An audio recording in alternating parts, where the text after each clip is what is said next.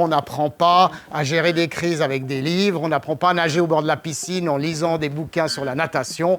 À un moment, il faut plonger. Donc 12 heures, une simulation de crise d'une journée.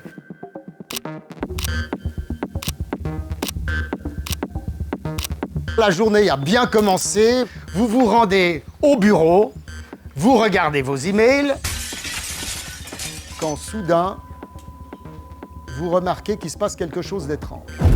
Et à partir de maintenant, la journée a commencé et plus rien ne se passe comme prévu. Prenez des risques aujourd'hui, on est à l'entraînement, on est dans un exercice, on est aussi dans quelque chose d'assez joyeux. Et le but, c'est de s'enrichir les uns les autres, puis qu'en fin de journée, vous ayez appris le maximum de choses. On n'est pas là pour faire tout bien, tout juste. Et en crise, en plus, il n'y a pas de tout bien, tout juste.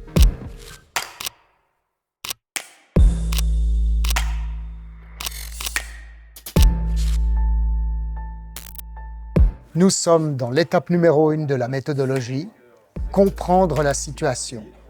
Ici, l'exactitude prévaut sur la rapidité.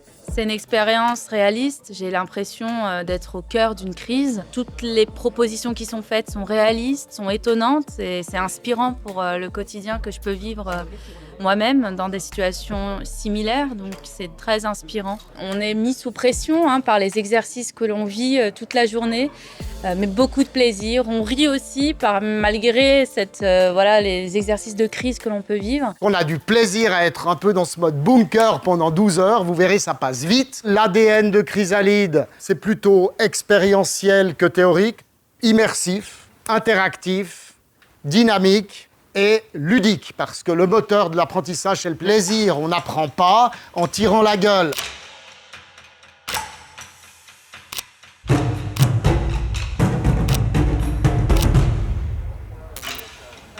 Étape numéro 2. Bien comprendre le problème, le subdiviser en sous-problèmes pour un maximum de clarté.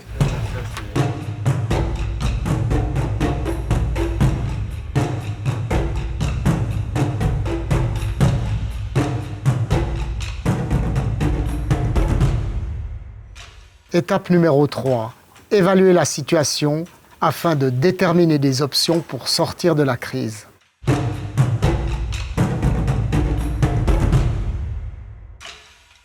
J'ai déjà fait 24 heures de simulation de crise avec vous et aujourd'hui je répète cette expérience de 12 heures de simulation de crise avec vous. Je me rends compte qu'il faut repratiquer, refaire à chaque fois pour ne pas oublier parce qu'on apprend tout le temps et ça nous permet de garder l'esprit bien vif sur ces situations de crise qui sont difficiles à gérer. Et j'ai toujours énormément de plaisir de faire ces événements avec vous et vous êtes toujours une bonne équipe qui a du punch et avec lesquels c'est agréable de travailler. 4e étape, on décide quelle option on choisit et on la met en action. La mauvaise décision, c'est celle qu'on ne prend pas. Et trop souvent, dans les cellules de crise ou en temps de crise, des personnes ne prennent pas des décisions. La conduite de la crise, c'est une série de décisions à prendre, c'est difficile et c'est ce qui rend aussi l'aventure profondément humaine et intéressante à mon avis et passionnante.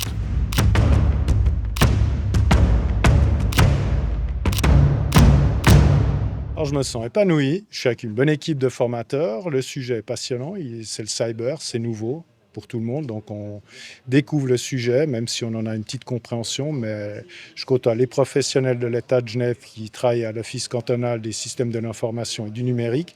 C'est des personnes avec qui je serai amené, peut-être, je ne nous le souhaite pas, à travailler sur des vraies crises, donc on apprend par ce biais à se connaître, à se respecter. Pour moi, dans ma fonction de chef état-major, j'aurai à la sortie de cette journée une meilleure compréhension sur le sujet tout en sachant que je devrais toujours m'appuyer sur les professionnels. Donc merci aux organisateurs et puis merci pour les conditions cadres qui sont magnifiques. Et puis ça me challenge aussi, j'aurais pu rester confortablement dans mon bureau à faire des choses que je sais faire. Et vous, une simulation de crise, ça vous tente ? On vous attend ?